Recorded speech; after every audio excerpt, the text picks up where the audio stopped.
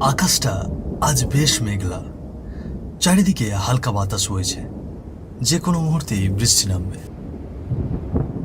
গ্রামের কাঁচা রাস্তা ধরে ধীরে ধীরে হাঁটছে রাকেশ। ছোটবেলায় এই অধরপুর গ্রামেই তার জন্ম, বেড়ে ওঠা। তবে পড়াশোনার জন্য অনেক আগেই শহরে চলে গিয়েছিল সে। সেখানে পড়াশোনা শেষ করে আজ সে আবার ফিরেছে নিজের গ্রামে, একটা ব্যবসা শুরু করবে বলে। আকাশে তো বেশ মেঘ জমেছে, তাড়াতাড়ি বাড়ি পৌঁছতে হবে। কাল থেকেই সব কিছু শুরু করব। ভগবানের নামে যে উদ্দেশ্যে গ্রামে ফিরেছি তা সফল করবই। এই গ্রামে একটা বড় হোটেল দিতে চাই, যেখানে থাকবে ভালো মানের স্বাস্থ্যকর খাবার। হাঁটতে হাঁটতে রাকেশ পৌঁছে যায় হরিশ কাকার চায়ের দোকানে। দোকানের সামনের বেঞ্চিতে বসে আছে মুকেশ আর তার বাবা মহেন্দ্রনাথ।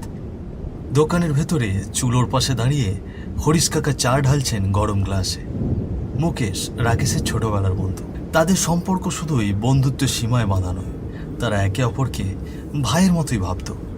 শৈশবের সেই মধুর বন্ধন এখনো অটুট আছে। আরে রাকেশ, কবে এলি রে? কতদিন পর তোকে দেখছি। তা একবার তো জানালি না গ্রামে ফিরছিস।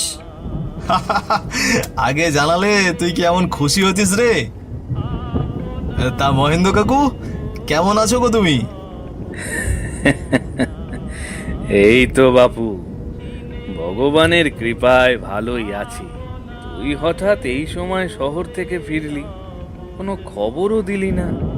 কাকা, পড়াশোনা প্রায় শেষ, তাই ভাবলাম আর দেরি না করে গ্রামে ফিরে কিছু একটা শুরু করি। এই গ্রামে তো এখন ঠিকমতো ভালো খাবার হোটেল নেই। চাইছি একটা পরিষ্কার পরিচ্ছন্ন স্বাস্থ্যকর খাবারের ব্যবস্থা করতে, তাতে সবারই উপকার হবে। সেই ইচ্ছে থেকেই ফেরা আর কি। তা বেশ তো বাপু, ভালোই ভাবনা। তুই তো ছোটবেলা থেকেই পড়াশোনা সব কিছুতেই মুকেশের চেয়ে অনেকটা এগিয়ে।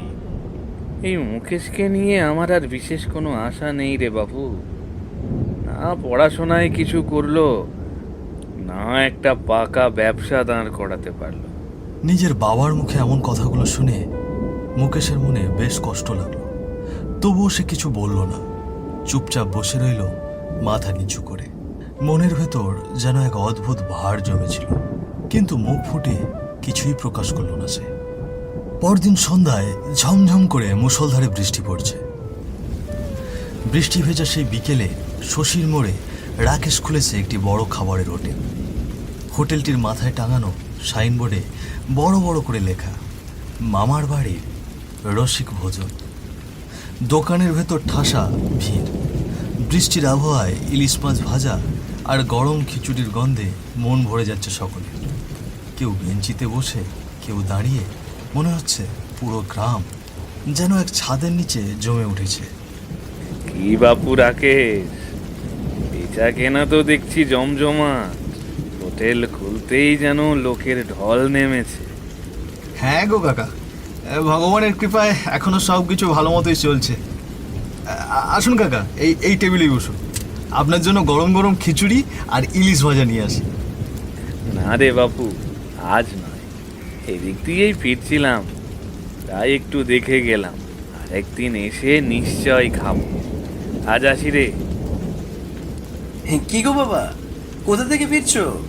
কোথা থেকে ফিরছি সেটা জিজ্ঞেস না করে বরং তুই নিজের দিকে তাকা। দেখ, তোরই বন্ধু রাকেশ কিভাবে একটা পুরো হোটেল সামলাচ্ছে, নিজের পায়ে দাঁড়িয়েছে। আর তুই তোর দোকানে কাজের লোক হিসেবেও নিজেকে যোগ্য করে তুলতে পারিস না। ঠিক মতো কোনো কাজই তো করতে শিখলি না। বাবার মুখে এমন তাচ্ছিল্য ভরা কথা শুনে আবারও মুকেশের মন ভার হয়ে উঠল। অপমান, হীনমন্যতা আর একরকম অস্থির অনুভব যেন বুকের ভেতর দলা পাকিয়ে পড়ল।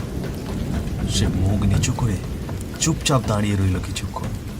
আমি একটু সামনে যাচ্ছি, আসি। এই কথা বলে মুকেশ আর একবারও পিছন ফিরে তাকালো না। নীরবে হাঁটতে হাঁটতে সোজা গিয়ে পৌঁছলো রাকেশের হোটেলে। কি রে মুকেশ, এতক্ষণে মনে পড়লো আসার কথা? আয় বস দেখি। তোর পছন্দের খিচুড়ি আর ইলিশ ভাজা হয়েছে। আজ আমার হোটেলে চল, একটু খেয়ে নে। না রে, খাবো না। ইলিশ ভাজা খাবি না? তোর তো এটা না খেলে চলেই না রে। কি হয়েছে রে, মনটা এত খারাপ লাগছে কেন বলতো? তোর তো দেখছি ভালোই ব্যবসা শুরু হয়েছে রে।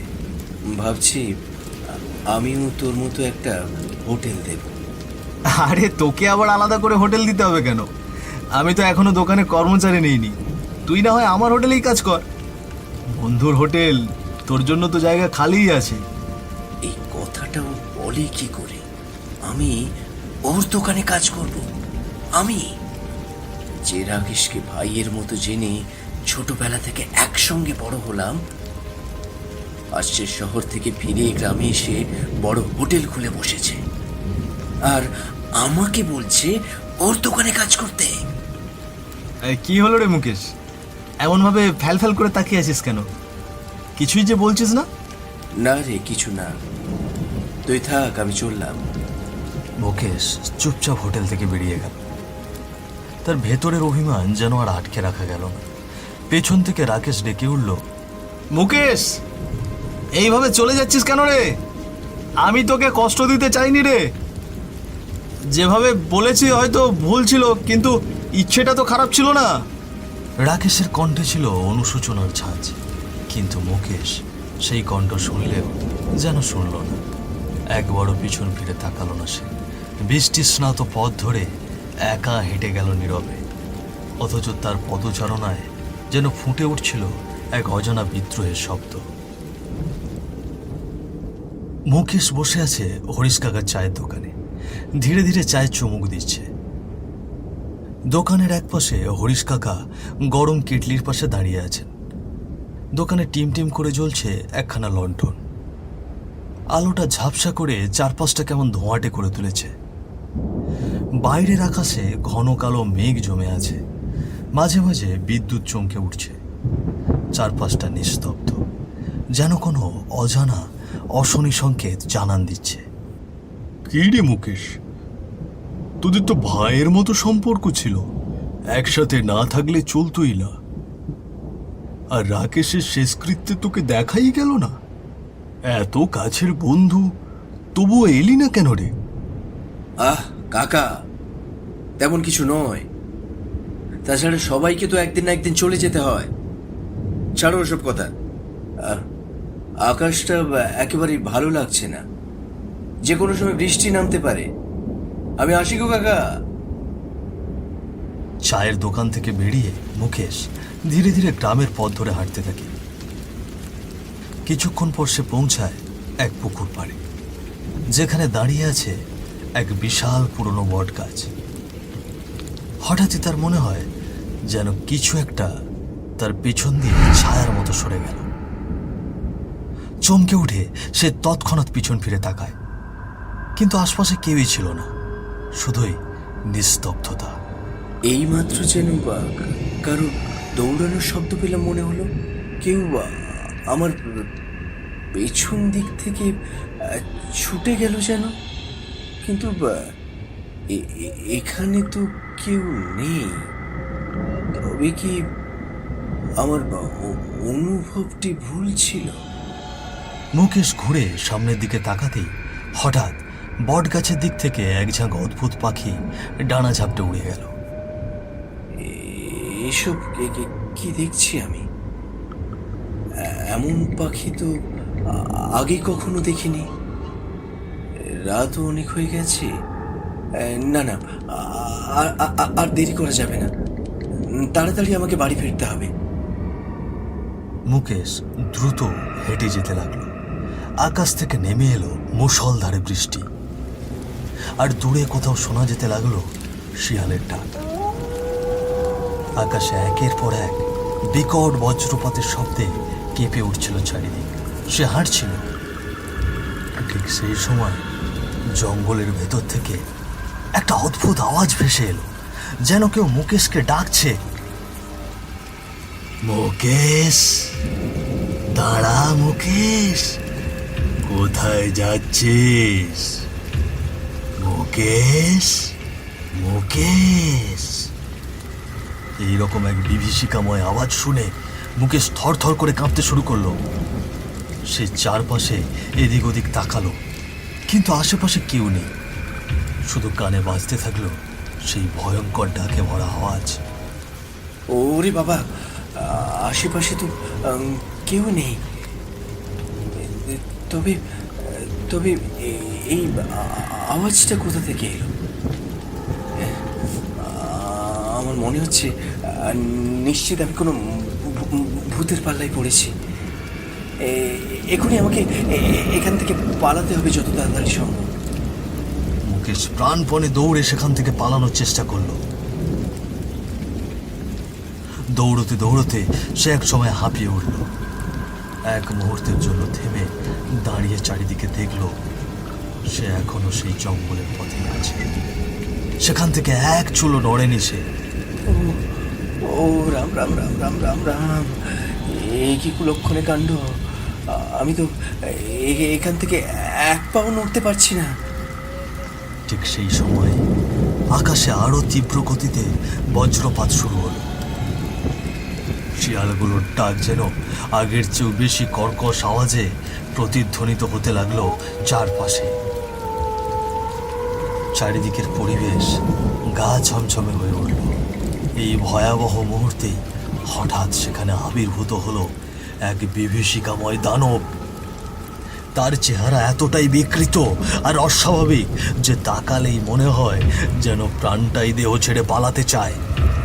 দানবটি ছিল অতিমাত্রায় লম্বা, তার চোখ দুটি জ্বলজ্বল করছিল লাল আগুনের মতো, আর সে এক দৃষ্টিতে তাকিয়েছিল মুকেশের দিকে।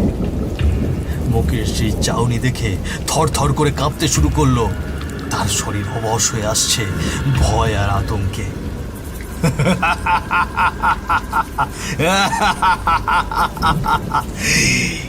কি রে মুকেশ, আমাকে চিনতে পারছিস না?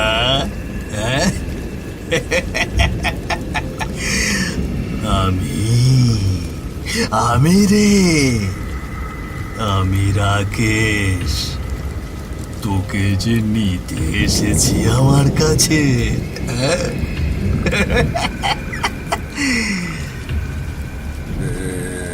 রাকেশ? কিন্তু হতে পারে না। তুই তো মরে গিয়েছিলি।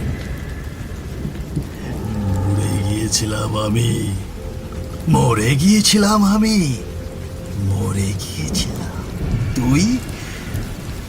তুই আমার সাথে বন্ধুর নামে বিশ্বাসঘাতকতা করে আমাকে মেরে ফেলিস নে? কেন রে, কেন করলি তুই এমন?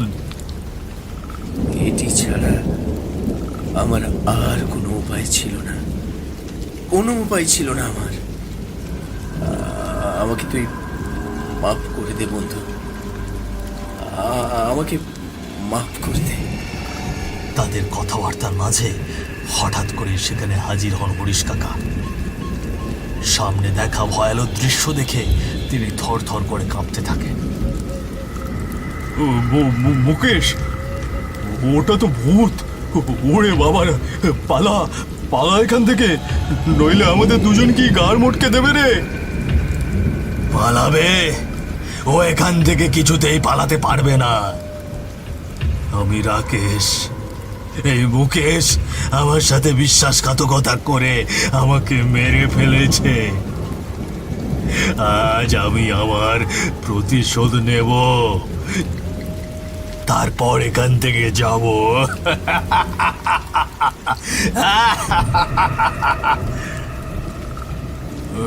রাকেশ, তুই? তোকে কেন মুকেশ মারতে যাবে? তোরা তো নিজের ভাইয়ের মতো ছিলি।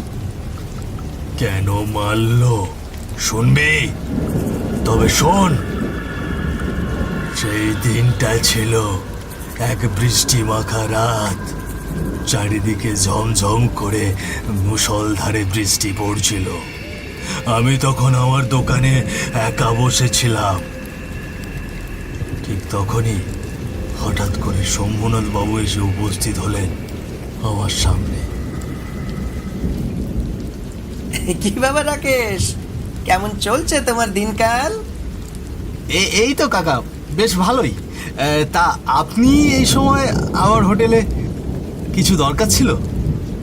আসলে বাবা, আমি তোমার সঙ্গে একটু কথা বলতে এসেছি। তোমার তো এই পৃথিবীতে বাবা মা কেউ নেই। ছোটবেলা থেকে পিসির কাছেই মানুষ হয়েছে তুমি। তারপর শহরে চলে গেলে পড়াশুনো করতে। হ্যাঁ কাকা, তারপর বলুন না কি কথা। ব্যাপারটা হলো ওই আমার মেয়েটা তো এখন বেশ বড় হয়ে গেছে তো, ওর বিয়ের বয়সও হয়ে এসেছে। তাই আমি ভাবছিলুম মানে মানে মানে তুমি তো বুঝতেই পারছো বাবা, আমি আমি কি বলতে চাইছি তোমাকে। আরে কাকা, কাকা যে পায়েলের কথা বলছে সে তো আমারও মনে ছিল। আমি নিজেই তো ভাবছিলাম ওকে বলবো, কিন্তু সময়ই পাচ্ছিলাম না, আর সাহসও করে উঠতে পারিনি। আর আজ কাকা নিজে থেকেই আমায় বলছে। কি হলো বাবা, চুপ করে গেলে কেন? কিছু বলছো না যে? কাকা, তোমার যেটা ভালো মনে হয় তাই করো, এতে আমার কোনো আপত্তি নেই। আমি জানতাম বাবা, তোমার পক্ষ থেকে কোনো আপত্তি থাকবে না। আচ্ছা আমি এবার যাই। এই খবরটা যে বাড়িতেও কি জানাতে হবে। হ্যাঁ, কিছুক্ষণ পর মুকেশ ছাতা হাতে হোটেলে এসে পৌঁছয়। চারিদিক তখনও ভিজে আছে টানা বৃষ্টিতে। ঝমঝম শব্দে বৃষ্টি পড়ছে। রাত অনেকটা গড়িয়ে গেছে। হোটেলের ভেতরে আর কেউ নেই, চারপাশ নিস্তব্ধ।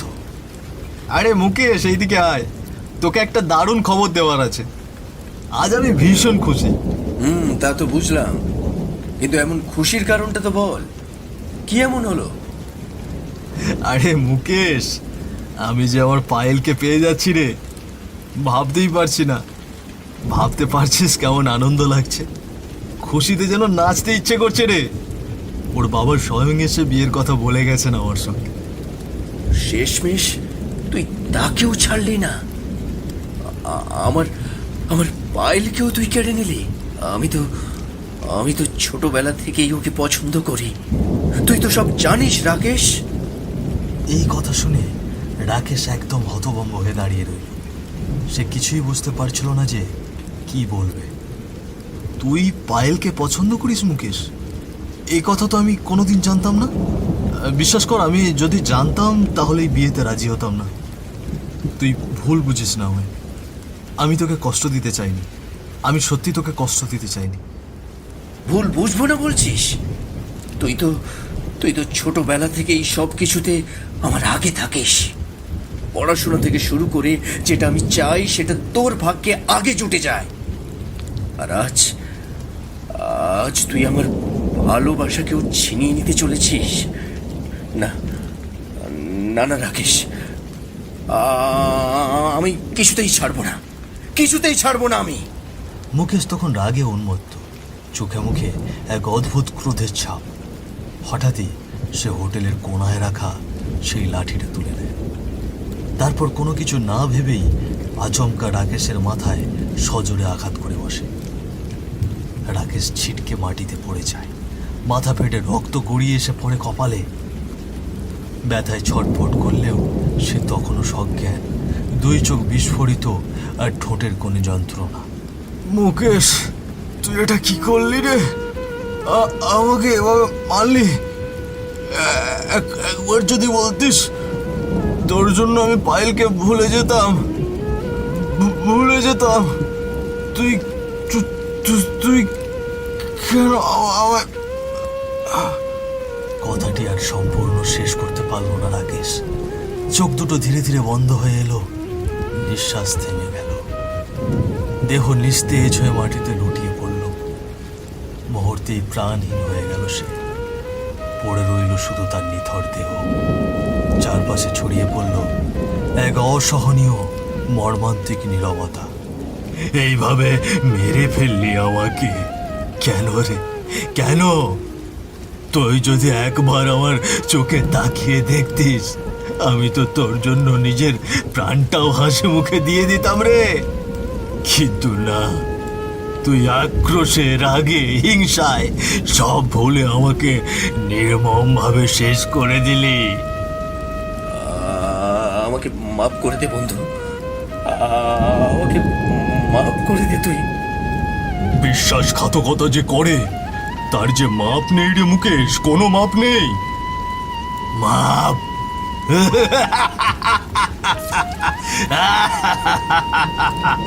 কাকা, তুমি আফসোস করো না। আমি যে এখন মুকেশকে আমার সঙ্গে নিয়ে যাব।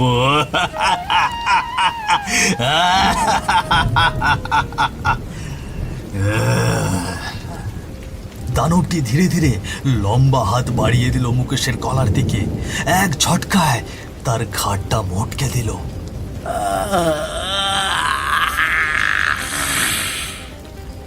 তারপর মুকেশের নিথর দেহের হাতে হাত রাখলো সেই দানব রাকেশ। আর মুহূর্তের মধ্যেই দুজনে মিলিয়ে গেল এক ধোঁয়াশার অচেনা ঘন ঘোরে। চারপাশ নিস্তব্ধ হয়ে এলো। হরিশ কাকা নিশ্চুপ হয়ে দাঁড়িয়ে রইলেন। কোনো শব্দ নেই, শুধু আকাশ থেকে টুপ টুপ করে ঝরে পড়ছে বৃষ্টির ফোঁটা। শেষ পর্যন্ত দুটো প্রাণী হারালো শুধুমাত্র একটা ভুল বোঝাবুঝির কারণে। কি ভয়াবহ পরিণতি! একটুখানি বোঝাপড়ার অভাব যে কত বড় সর্বনাশ ডেকে আনতে পারে তা আরেকবার চোখের সামনে দেখলাম। এই গল্পটি আমাদের শেখায়, ভুল বোঝাবুঝি আর অভিমান যদি সময় মতো না কাটে, তাহলে সম্পর্ক যেমন ভাঙে তেমনই প্রাণও ঝরে যায়। কখনো কখনো একটু বোঝাপড়া, একটু ক্ষমাই বাঁচিয়ে দিতে পারে একটা জীবন, একটা বন্ধুত্ব।